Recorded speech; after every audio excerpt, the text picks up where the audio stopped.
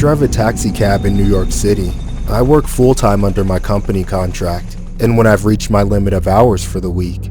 I also drive Uber in my wife's car. The cab earns better money, and I'm technically not supposed to drive for any rideshare companies, but it's all to support my family. Of course, I want to get as much money as possible, and that comes from getting more fares. But there are certain events that make the worst passengers out of people. One of those grueling special events is St. Patrick's Day. Everybody and their grandma wants to hit the streets of downtown and get absolutely plastered on St. Patrick's Day. Unfortunately for me, just because they're not okay with drunk driving doesn't mean they're not going to behave like animals in the backseat of my car. Even on the way to the bars, people celebrating St. Patty's Day are already drunk from pre-gaming in their apartments. And then on the way back, they're even worse. They're loud, vulgar, sweaty, and at any moment liable to throw up all over my car.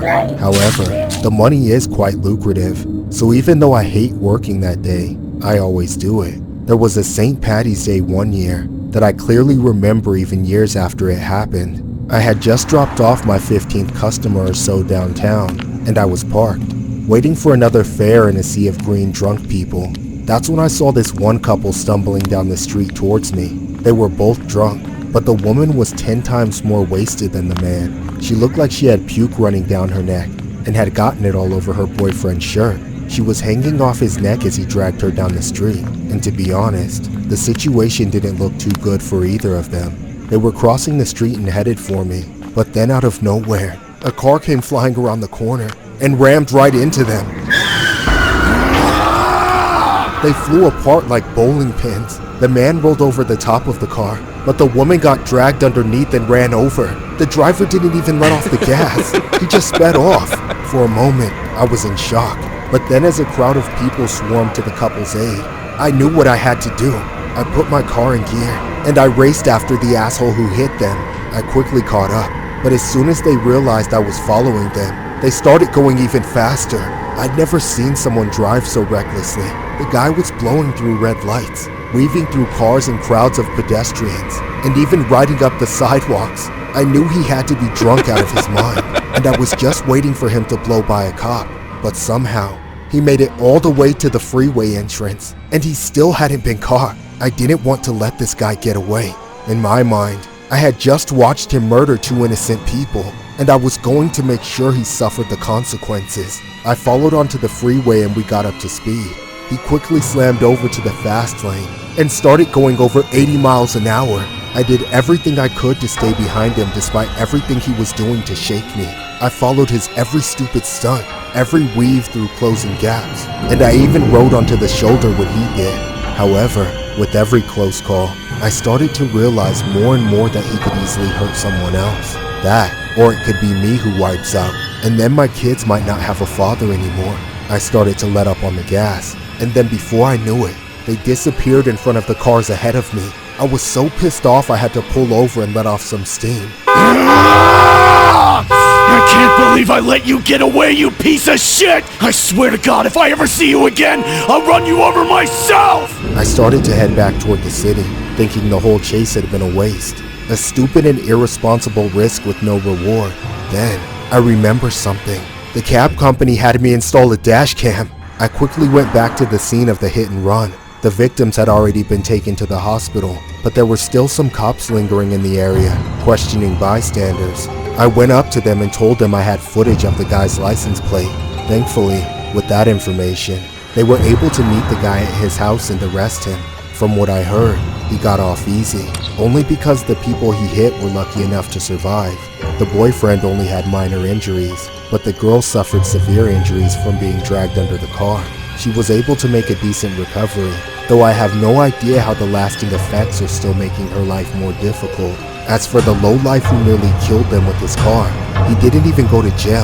They actually gave him his license back after a year, back with just restrictions. But that guy should never get behind the wheel of a car again. I still think he should have served at least a few years. The criminal courts have really failed on this one in my opinion, but I can still hope that they ringed him in civil court and took him for everything he's worth. This story was inspired by a horrific incident regarding a 22-year-old man named Brian F. Irvin, who hit and severely injured a woman with his vehicle on St. Patrick's Day. According to court documents, Irvin and several of his friends started drinking the morning of March 17th and continued throughout much of the day. While driving, he struck a woman as she and her boyfriend were crossing an intersection. Irvin's blood alcohol content was measured at 0.13% after the crash, and although one of the passengers urged him to stop after the accident, he drove away. A taxi cab driver, Mike Travis, witnessed the event and followed Irvin's car until Irvin was aware that he was being tailed and lost the cab. Police were alerted by Travis, who also copied down Irvin's license plate number, and were waiting at his home to arrest him. Irvin pleaded guilty to felony charges and leaving the scene of an incident without reporting it to police, and 2 counts of misdemeanor driving while intoxicated. He received a 1-year conditional discharge for the misdemeanors, and will be required to install an alcohol sensor lock on his vehicle when his driving privileges are restored.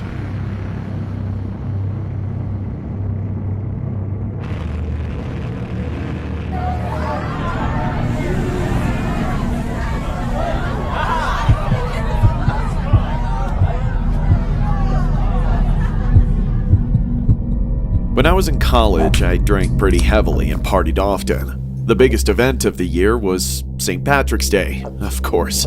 There was this one street that everyone would go to. There weren't many bars in town, so everyone would go to this one street to publicly drink at.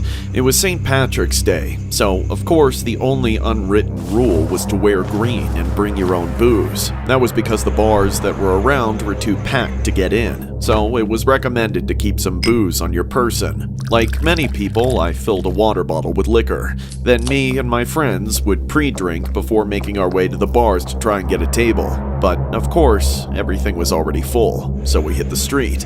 By the time the day started, it was chaotic. Everyone at the whole college was there. The thirsty frat boys, the skanky sorority girls, the nerds, the freaks, the emo kids. Hell, I think even some of the professors were partying.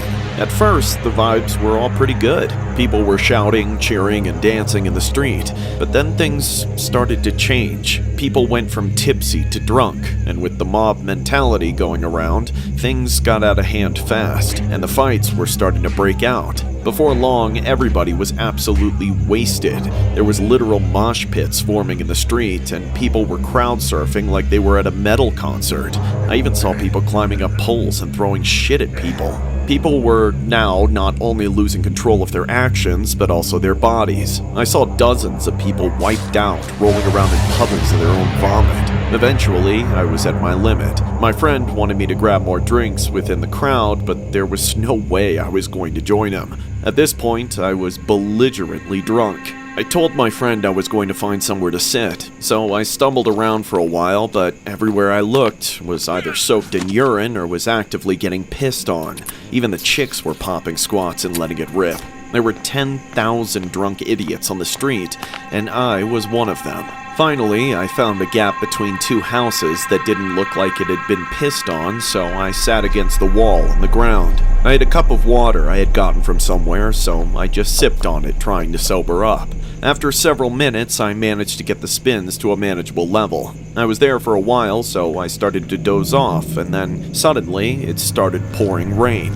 It was like the skies just opened up and dumped water on me, but I didn't give a shit. If anything, it felt refreshing. I didn't even open my eyes. Judging by the way the crowd wasn't reacting with screams, it seemed everybody else was fine with it too. But then, as quickly as it came on, the rain started to fizzle out. I guessed it was just one of those random small rain clouds, or maybe we were at the very edge of a storm skimming by us. After about 30 seconds or so, it was gone completely, only for it to come back again just a few moments later. I got confused when I heard the way it was falling. It was just irregular, but I was so drunk I could barely understand. I thought it would be a good idea to have a gulp of water, so I dumped the last of the cup into my mouth and swallowed it. But then, I immediately knew something was wrong. The water tasted like shit. I started gagging, desperately trying to hold onto my lunch, and as I struggled, I heard something above me. It was laughter. I slowly looked up to see 3 men standing on the roof over me. Dude! You just drank piss! You liked that golden shower, didn't you? Oh, God. Might be able to squeeze out a little bit more for you, bro. The realization hit me like a truck that the rain I was enjoying earlier wasn't rain. It was piss. I even drank it. I sobered up immediately and went into a fit of rage like I'd never done before. I ran out into the street, screaming and smashing through windows, tackling anybody who tried to come near me. It didn't take long for the crowd to catch on to what had happened. They saw me freaking out, soaked in piss, and couldn't stop laughing. I became a mockery and felt embarrassed and shit-faced, literally. Before I could cause any more damage, I tried to climb up onto the roof and fight those assholes, but the cops showed up and arrested me. It's probably the best thing that could have happened to me in that moment, to be honest. I was the only one person out of 100 that got arrested that day, but I bet I'm the only one that got pissed on, drank the piss by accident, and then got thrown in a jail cell. Ever since then, I steer clear of any big gathering where drinking is involved, and I barely drink at all. Once a year, on St. Patrick's Day, I'm forced to remember that awful feeling. This story was inspired by a mass ticket affair where police wrote approximately 197 tickets and arrested 4 people as a result of St. Patrick's Day celebrations in Waterloo, Ontario, Canada. The 197 tickets were for provincial offenses, such as for having open liquor, being intoxicated, and urinating in public. Officers at the scene said there were likely about 10,000 students on the street in the early afternoon. In total, there were 11 criminal codes charged, including assault, offensive weapon, narcotic possession, impaired driving, breach of probation, and theft and possession of stolen property. We wanted to make a story based on the kind of things that could have transpired from such crimes that St. Patrick's Day evening.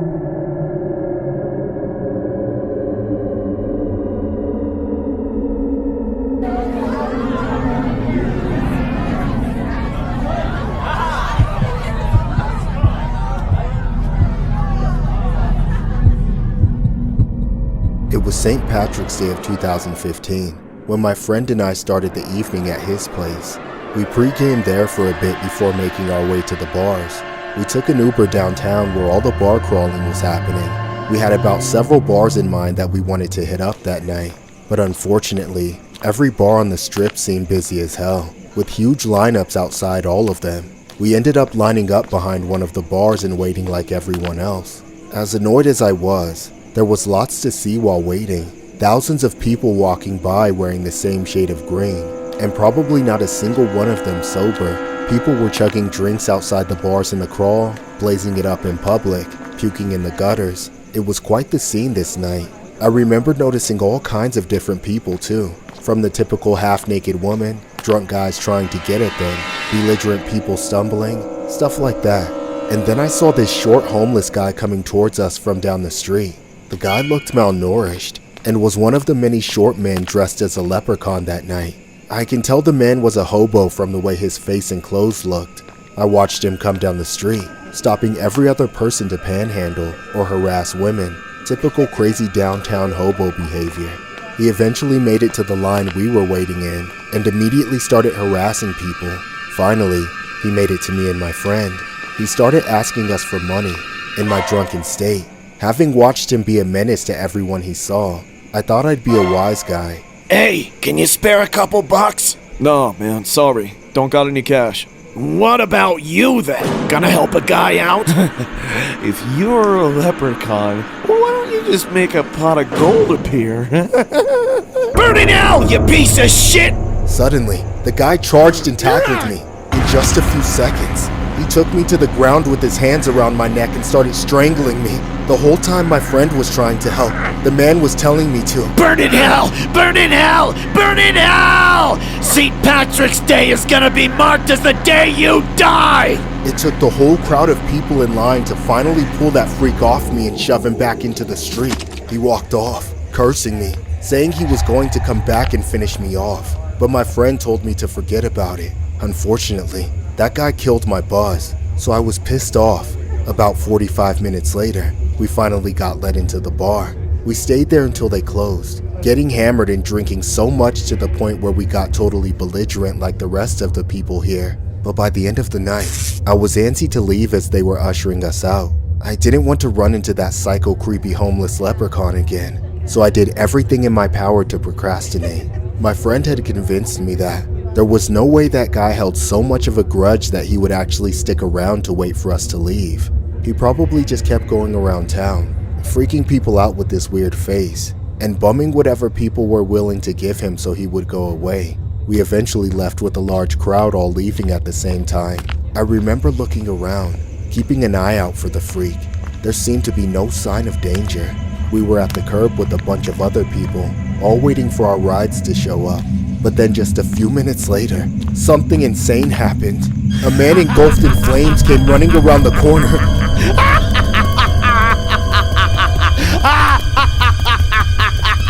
Everyone turned to look at him at the same time in a moment of shock. And he was coming straight towards us. When I looked closer, I saw it was the same leprechaun that tried to kill me. Burn with me! Burn in hell with me! I turned away and started running for my life. My friend followed me as the psycho chased after us. We ran through the street like wild animals, screaming for help. Finally, we saw police officers and went straight for them. We ran past them before we stopped and looked back. The flaming leprechaun was in a standoff with the cops who were protecting us. He didn't seem to care that he was on fire. He just kept screaming, but it wasn't from pain. It was rage. They kept telling him to get down, but all he did was inch closer. For a second, I thought he was going to burst through them and set us all on fire, but then they tased him to the ground. Then they rushed him and put out the fire before restraining him.